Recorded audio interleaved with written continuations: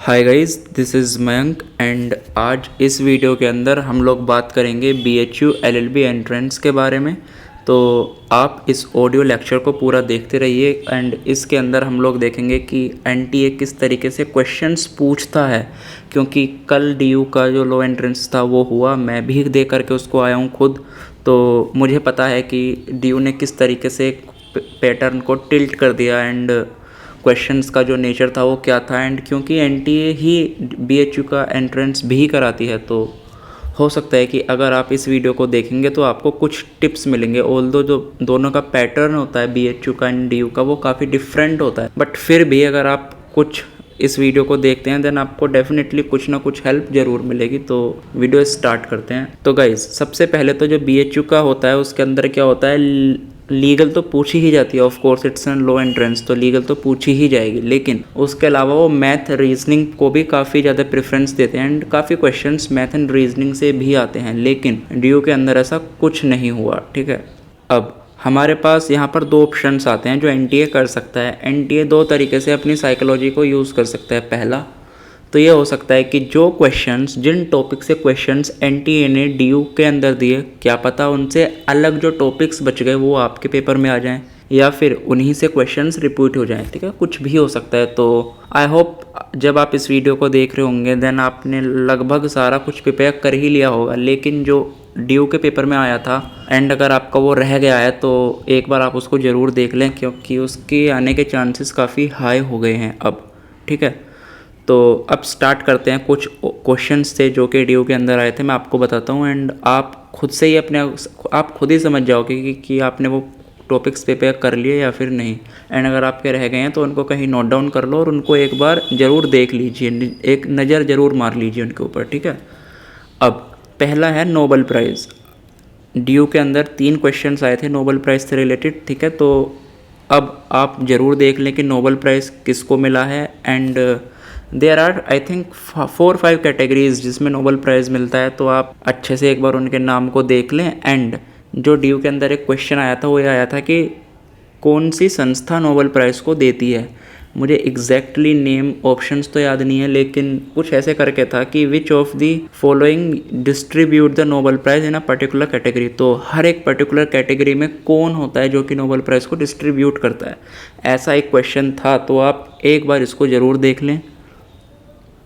उसके अलावा अवार्ड से काफ़ी क्वेश्चन आए थे, क्योंकि एक आया था अर्जुन अवार्ड आया था एंड उसके साथ साथ राजीव गांधी खेल रत्न अवार्ड भी आया था। अब इसमें क्वेश्चंस ऐसे आए थे कि उसने आपको 4 ऑप्शन दे दिए एंड आपसे पूछ रहा था कि which of the following has not received the Rajiv Gandhi Khel Ratna award. तो आप एक बार मोटे मोटे तौर पे नज़र मार सकते हैं, विकिपीडिया पे एक बार खोलोगे, एक बार अगर आपने नेम पढ़ लिए तो भी आपके दिमाग में इतने तो स्टोर हो जाएंगे कि आप कल ऑप्शन देख के पहचान लोगे, ठीक है। तो एक बार गो थ्रू हो जाओगा इनके विकिपीडिया पे जाके कि अर्जुन अवार्ड किसे किसे मिला है। एंड एक इसमें इंपॉर्टेंट हो जाता है द्रोणाचार्य अवार्ड। खास तौर से DU के अंदर ये वाला क्वेश्चन नहीं आया था द्रोणाचार्य का, लेकिन आप फिर भी एक बार इसको मेरे कहने से एक बार देख के जाना, मुझे लगता है कि हो सकता है वो पूछ लें, ठीक है। तो इन अवार्ड्स को अगर आपने नहीं किए तो कर लो। उसके अलावा जो और क्वेश्चंस इंपॉर्टेंट होते हैं वो थे जजमेंट से related. DU no guys, DU LLB, मैं आपको डरा नहीं रहा हूँ बिल्कुल भी, ठीक है। पैनिक मत करना क्रिएट, पहले बता रहा हूँ। जो भी आपने किया है अच्छा किया है। Nobody can predict the examination, ठीक है। तो हम कोई भी प्रेडिक्ट नहीं कर सकते, सब अपनी अपनी सिर्फ एक्सपीरियंसेस शेयर करते हैं, वही मैं कर रहा हूँ। तो पैनिक मत करना क्रिएट। आपको पता है कि कल जो जजमेंट के अंदर क्वेश्चंस आए थे, 3 क्वेश्चंस आए थे, जिसमें से एक तो था करंट से रिलेटेड, 2021 की जजमेंट थी, वो आर्मी से रिलेटेड, इंडियन आर्मी से रिलेटेड, ठीक है। एंड जो 2 जजमेंट के क्वेश्चंस थे वो थे फ्रॉम 2017 जजमेंट। 4 years पास्ट, मतलब यार 4 साल पुरानी जजमेंट आप पूछ रहे हो, क्या सेंस बनता है इस चीज़ का। बट वही क्वेश्चन पेपर को टफ रखने के लिए, थोड़ा मॉडरेट टू टफ पे ले जाने के लिए वो पूछते हैं इस टाइप के क्वेश्चंस। एंड वो जजमेंट थी, एक जजमेंट उसमें थी कि इलेक्शन कमीशन ने ये मतलब सुप्रीम कोर्ट ने ये बोला था कि जो रिलीजन होता है आप उसको एज अ मीन्स यूज़ नहीं कर सकते अपने इलेक्शन रिलीज़ के अंदर, ठीक है। तो अब ये किस जजमेंट के अंदर बोला गया था ये बताना है। और एक ये था कि जो कंटेस्टेंट है उसको अपनी इनकम डिस्क्लोज करनी होगी, उसको अपनी अर्निंग डिस्क्लोज करनी होगी, खुद की भी और उसकी वाइफ की भी। तो ये किस जजमेंट के अंदर कोर्ट ने अपहेल्ड किया था। अब गाइस फ्रैंकली बताना, क्या कोई भी व्यक्ति जो किसी भी लॉ एंट्रेंसेस की तैयारी कर रहा है, क्या वो 2017, 2016, 18 मतलब क्या कोई भी इतनी पुरानी जजमेंट्स को याद करके जाएगा? नहीं ना, आपने भी नहीं की होंगी। तो कोई भी पैनिक करने की ज़रूरत नहीं है। अब ऐसा नहीं है कि जाना और फटाफट से पुरानी जजमेंट्स याद करना शुरू कर दोगे, बिल्कुल मत करना ऐसा, ठीक है। अगर वो आएंगे तो वो सबके लिए टफ होंगे, सिर्फ आपके लिए नहीं होंगे, इस बात का ध्यान रखना। इसीलिए बता रहा हूँ कि पैनिक मत कर जाना। अगर कोई ऐसी जजमेंट या फिर कोई ऐसा क्वेश्चंस आपको दिखे जो पता ही ना हो, हवा ही ना लगे, छोड़ दो। क्योंकि एग्ज़ाम के अंदर 65 to 70 क्वेश्चंस ऐसे आते ही आते हैं जो कि ईजी होते हैं। Easy in the sense that अगर आपने पढ़ रखे हैं एंड आप थोड़ा सा अपना कॉमन सेंस, थोड़ी सी प्रेजेंस ऑफ माइंड का यूज़ करते हो, then you can solve the such questions, ठीक है। तो पैनिक मत क्रिएट करना कल। उसके अलावा एक क्वेश्चन आया था कि रशियन रेवोल्यूशन कब हुआ था। अब अगेन ये तो मुझे लगता है बहुत कम ही बच्चे होंगे जो इस क्वेश्चन को कर पाए होंगे, because not everybody of a history background, और हर किसी ने वर्ल्ड हिस्ट्री नहीं पढ़ रखी। तो अब आप क्या कर सकते हैं, अगर आप चाहें तो रशियन रेवोल्यूशन को देख लीजिए, उसके साथ साथ फ्रेंच एंड अमेरिकन, ये 3 रेवोल्यूशन को देख लीजिए कि कौन सी रेवोल्यूशन किस ईयर में किस ईयर में हुई थी, ठीक है। तो American revolution, Russian revolution and the French revolution, 3 revolution को आप देख लें, क्योंकि हो सकता है आपके में अमेरिकन या फिर फ्रेंच बूझ लें या फिर रशियन ही बूझ लें, तो आप एक बार ज़रूर इसको देख लो। उसके अलावा एक क्वेश्चन आया था जिसमें पूछा गया था कि ऐसे चीफ जस्टिस का नाम बताइए जिनका जो टेन्योर था वो सबसे कम था। Which chief justice has the shortest tenure? And again हमें नहीं पता था इसका आंसर, कोई नहीं बता सकता यार ऐसे क्वेश्चंस को। रेयरेस्ट ऑफ रेयर ही होंगे जो ऐसे क्वेश्चंस कर पाते होंगे। तो देख सकते हैं आप, इस पर एक नज़र मार लें। उसके अलावा first chief justice of India का क्वेश्चन आया था। अब आप क्या कर सकते हैं, आप देख सकते हैं कि first attorney general of India कौन थे, ये ठीक है। तो आप फर्स्ट अटॉर्नी जनरल को भी एक बार ज़रूर चेक कर लें, या फिर फर्स्ट लोकसभा के जो स्पीकर होते हैं वो चेक कर लें। उसके अलावा लीगल रीजनिंग से काफ़ी ज़्यादा क्वेश्चंस थे and they were mostly based upon the IPC. तो वो तो आप कर लोगे अगर आपका फंडा के, उसमें आपको डरने की ज़रूरत नहीं है। आईपीसी हुआ, कॉन्ट्रैक्ट हुआ एंड फैमिली लॉ हुआ, and again IPR, that is intellectual property right. ये जो लीगल सब्जेक्ट होते हैं ना हमारे 4, कौन कौन सा, I will repeat, IPC, contract, family law and IPR। ये जो 4 सब्जेक्ट हैं इनके सिर्फ आपको बेसिक्स पता होने चाहिए, बेसिक फंडे क्लियर होने चाहिए, बिल्कुल मत डरना। इनमें क्वेश्चंस आएंगे, हो सकता है आपको लगे कि यार ये तो मैंने पढ़ा ही नहीं है, ये तो कहीं बेयर एक्ट के अंदर भी नहीं दिया, लेकिन जब आप उसको प्रेजेंस ऑफ माइंड के साथ सोल्व करेंगे वो बड़े प्यार से आराम से सोल्व हो जाएगा। जैसे कि मैं क्वेश्चन शेयर कर दूँ आपके साथ, कल आया था। एंड अगेन ये कहीं बेयर एक्ट में नहीं मिलेगा आपको, आप IPC का बेयर एक्ट पढ़ोगे आपको नहीं मिल सकता, बट फिर भी सिर्फ प्रेजेंस ऑफ माइंड से हो रहा था। क्यों? क्योंकि उसके अंदर ऑप्शंस ही ऐसे दिए थे कि आप समझ जाओगे कि यार ये तो नहीं हो सकता, ऐसा तो हो ही नहीं सकता। इस तरीके से आप एलिमिनेट करोगे एंड आपको आंसर मिल जाएगा। तो क्वेश्चन था कि आपके पास 10 रुपीज़ की एक कॉइन है एंड आप एक शॉपकीपर के पास जाकर सामान खरीदते हो, एंड वो जो शॉपकीपर होता है वो उस कॉइन को एक्सेप्ट करने से मना कर देता है। फिर उसके बाद आपको देखिए अब आपके पास क्या क्या ऑप्शंस हैं। आपको 4 ऑप्शन दे दिए, लाइक कि आप RBI के पास जाओगे और बोलोगे कि आपने इस कॉइन को इशू ही क्यों किया जब इसे कोई एक्सेप्ट नहीं करता। एक ऑप्शन इस तरीके से था। अब आप बताओ क्या ये आपको प्रैक्टिकली ठीक लगता है? नहीं ना, तो ये तो गलत ही है।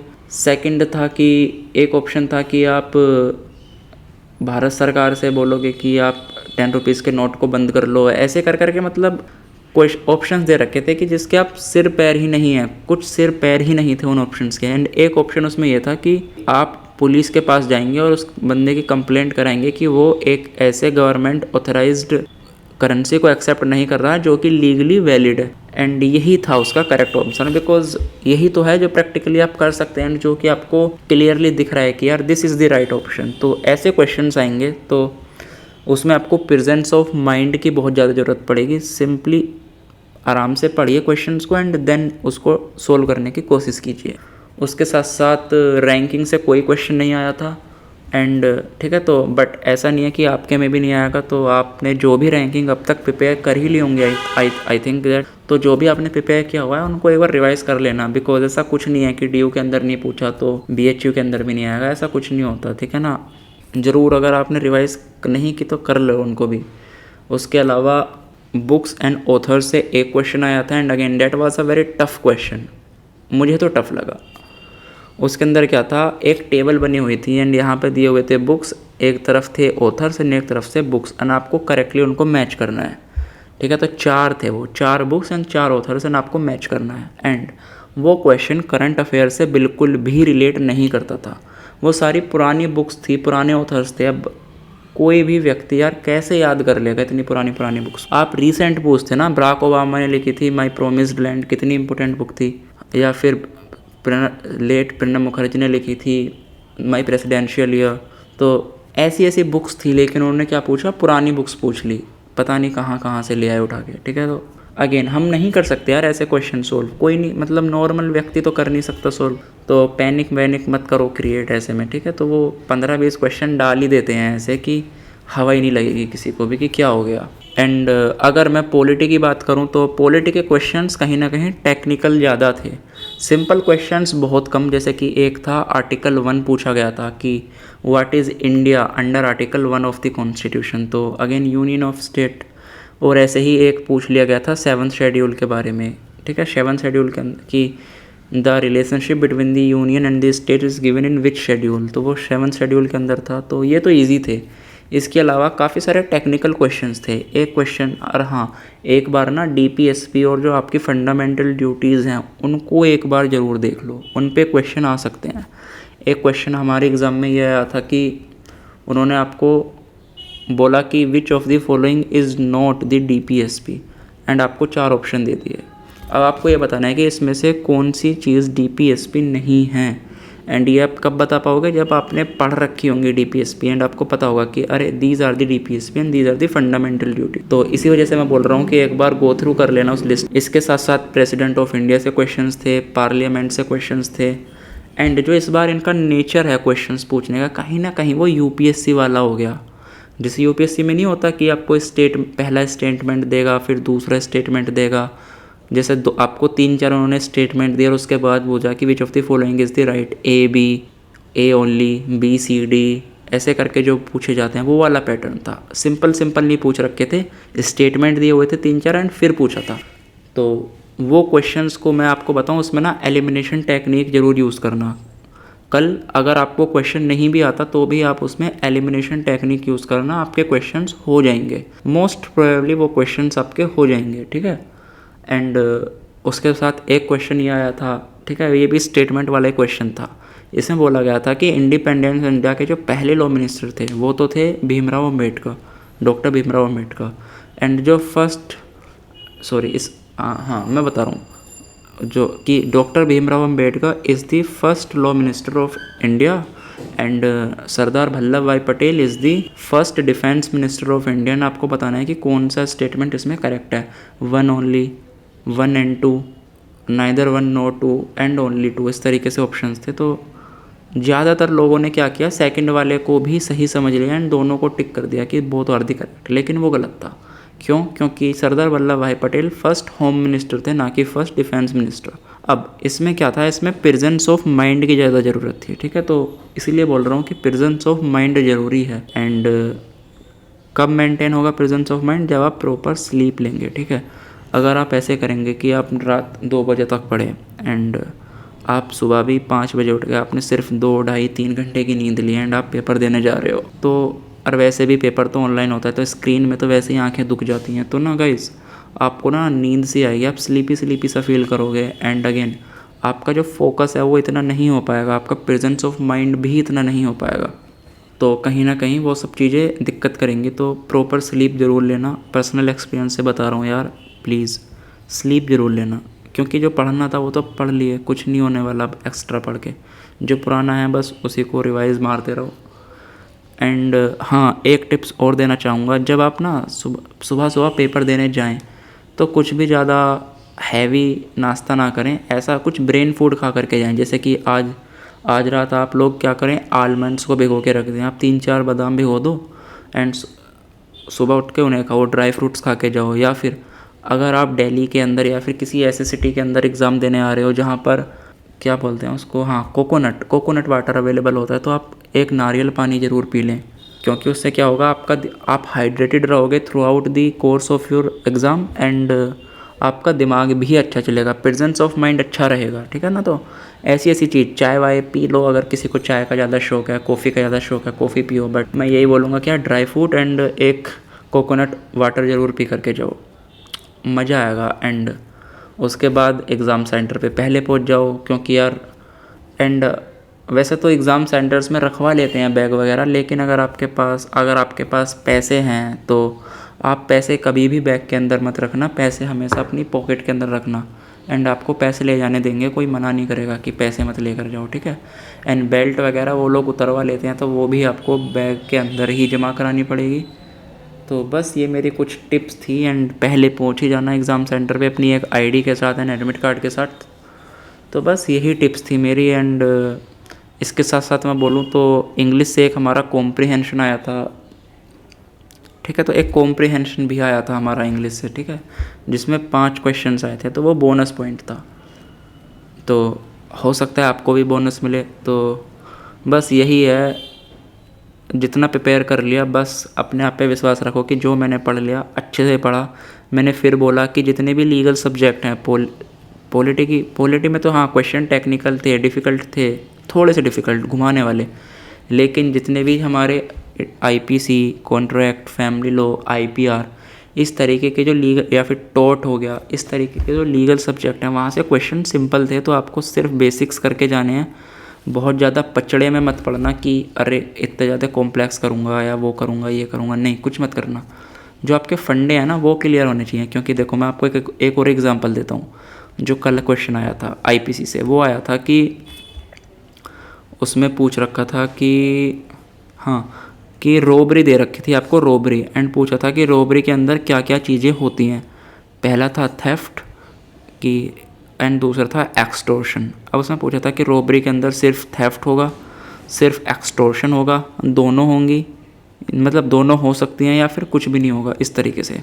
तो देखो कितना सिंपल है, मतलब आप बहुत ऊपर से भी पढ़ के जाओगे ना, तो आप लोग क्वेश्चन को आराम से सोल्व कर लोगे। ऐसे ही एक क्वेश्चन था हमारा कि ऑफ़र की कॉन्ट्रैक्ट में सबसे पहली स्टेज कौन सी होती है। तो सबको पता है सबसे पहले ऑफ़र जाता है, उसके बाद उसको एक्सेप्ट करते हैं, तो वो एक प्रॉमिस बन जाता है। बस यही पूरा प्रोसेस, फिर उसके अंदर कंसिडरेशन डालोगे, एग्रीमेंट बनेगा, फिर वो एनफोर्सेबल बाय लॉ होगा, तो वो कॉन्ट्रैक्ट बनेगा। इस तरीके से वही पूरा सिंपल सा प्रोसेस था, ठीक है। उसके बाद एक चीज़ जो और थी वो थी आईपीसी के फाउंडिंग फादर की, आईपीसी किसने बनाई थी। उसने बोला था कि who was the first law commissioner, who was the head of the first law commission of India, ठीक है। तो लॉर्ड मैकले थे उसके, तो पता है हमको। तो ऐसे ही अगर आप चाहो तो आप ये देख लो कि जो कॉन्ट्रैक्ट एक्ट बना था वो किसने बनाया था, या फिर किस कमेटी के रिकमेंडेशन पे बना था, अगर आप चाहो तो।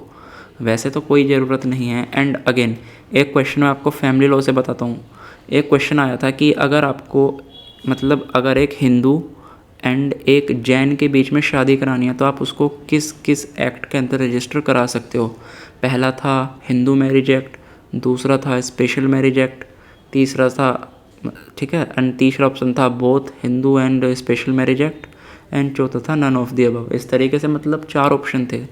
तो आप खुद बताओ मेरे को इसका आंसर। एक हिंदू और एक जैन है, तो आप किस किस में करा सकते हो। कुछ ने लिखा होगा कि स्पेशल मैरिज एक्ट, उन्हें लगा कि अरे स्पेशल, कि ये तो हिंदू है और ये जैन है, इनकी आपस में शादी कैसे हो सकती है, ऐसा लगा होगा। मतलब यहीं आता है प्रेजेंस ऑफ माइंड का खेल, क्योंकि अगर आपके फंडे क्लियर हैं तो आपको पता है कि जो हिंदू मैरिज एक्ट है उसके अंदर बुद्ध, जैन एंड सिख भी हिंदू ही माने जाते हैं, ठीक है। They all come under the definition of Hindu.